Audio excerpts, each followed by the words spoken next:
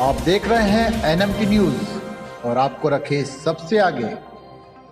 महाराष्ट्र में बीजेपी के नेतृत्व वाले सत्तारूढ़ गठबंधन महायुति में सीटों के बंटवारे को लेकर महाभारत हो रही है।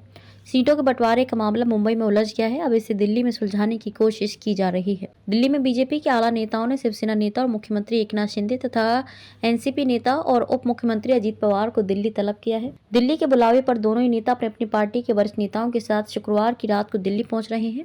खबर है कि दिल्ली में पहले अजित पवार के साथ बीजेपी नेता अमित शाह की बैठक होगी।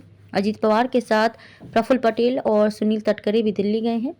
खबर है कि मुख्यमंत्री शिंदे रात को दिल्ली रवाना होने वाले हैं। बीजेपी की केंद्रीय चुनाव समिति की दूसरी बैठक से पहले महाराष्ट्र का गतिरोध खत्म करने की कोशिश की जा रही है। दरअसल महायुति में महाभारत की असली वजह यह है कि बीजेपी को एकनाथ शिंदे और अजित पवार को सस्ते में निपटाकर खुद 32 से 35 सीटों पर लड़ने की खबरों से शिंदे और पवार की पार्टी का कैडर बिफरा हुआ है।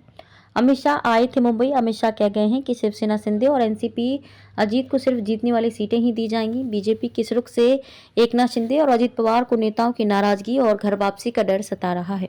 कहा जा रहा है कि शिंदे अजीत के कुछ उम्मीदवार बीजेपी के चिन्ह पर चुनाव लड़ सकते हैं। इस पर कैडर का तर्क है, ऐसा क्या है कि हमारा उम्मीदवार हमारे चुनाव चिन्ह पर नहीं जीतेगा और बीजेपी के चुनाव चिन्ह पर जीत जाएगा। क्या ये कोई साजिश है? अगर ऐसा हुआ तो हम अपने लोगों को क्या मुंह दिखाएंगे? फडणवीस ने जताया एहसान तो शिंदे गुट ने दिया जवाब। इधर उप मुख्यमंत्री देवेंद्र फडणवीस और शिंदे गुट के नेताओं के बीच जुबानी जंग तेज हो गई है।